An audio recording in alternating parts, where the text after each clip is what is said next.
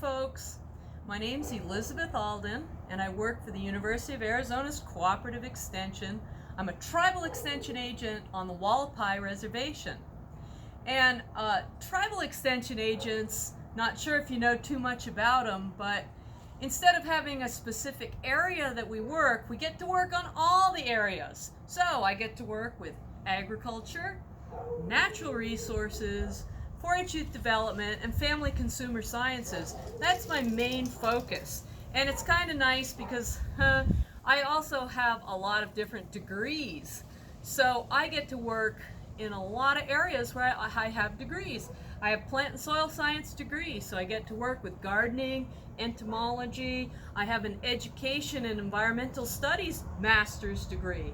So I get to work in education and educating like people of all ages, all the way from infants and daycare to the elderly.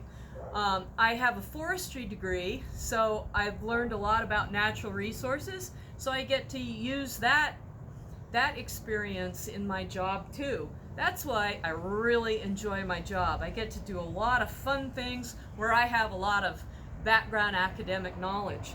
So one of the ways that I feel I've made a good impact is with gardening and with youth. There's these two young girls who, whenever I would go to the garden early in the morning, because in Peach Springs it gets pretty hot in the afternoon, there would be these two girls, twins. They would come out as soon as I got there, ready and eager to work. So they'd be taking their rakes, their hoes, coming out and helping me in the garden. They have retained that love of gardening.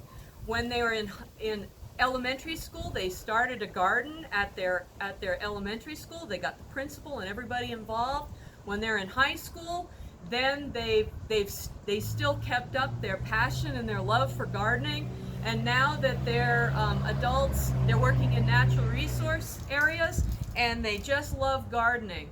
So that's one area. There's a lot more areas, but I'm running out of time.